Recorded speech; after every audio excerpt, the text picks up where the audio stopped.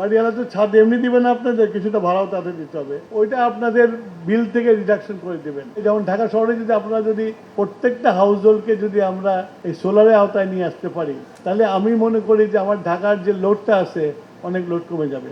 আর আমার কাছে এখন একটা স্লিপ এসছে বিদ্যুতের দাম বাড়ানোর ব্যাপারে।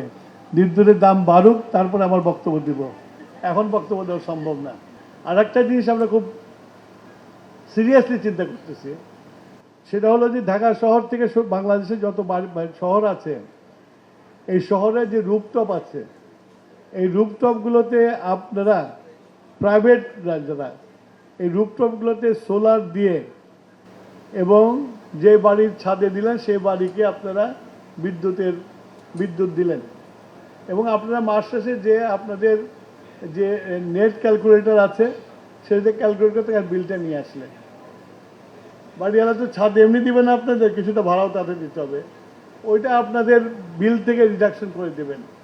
আমি এটা এই জন্য করতে চাচ্ছি যে আমাদের ইউটিলিটিকে দিলে ইট উইল নট, আমার মনে হয় সাকসেসফুল হবে, কিন্তু আপনাদের যদি প্রফিট সেন্টার হয়, আপনারা যদি সেখানে লাগিয়ে আপনাদের মেনটেন্যান্সও ঠিক হবে, আপনাদের রোজগারও ঠিক হবে। এইসব নানান দিক চিন্তা ভাবনা করছি এবং এগুলো করলে, যেমন ঢাকা শহরে যদি আপনারা যদি প্রত্যেকটা হাউস হোল্ডকে যদি আমরা এই সোলারের আওতায় নিয়ে আসতে পারি এবং প্রাইভেট এন্টারপ্রেনারদের যদি দেই, তাহলে আমি মনে করি যে আমার ঢাকার যে লোডটা আছে অনেক লোড কমে যাবে। আমরা চেষ্টা করছি যাতে এই চেষ্টাগুলো করতে পারি। আর আমার কাছে এখন একটা স্লিপ এসছে বিদ্যুতের দাম বাড়ানোর ব্যাপারে। বিদ্যুতের দাম বাড়ুক, তারপরে আমার বক্তব্য দিব, এখন বক্তব্য দেওয়া সম্ভব না। সবাইকে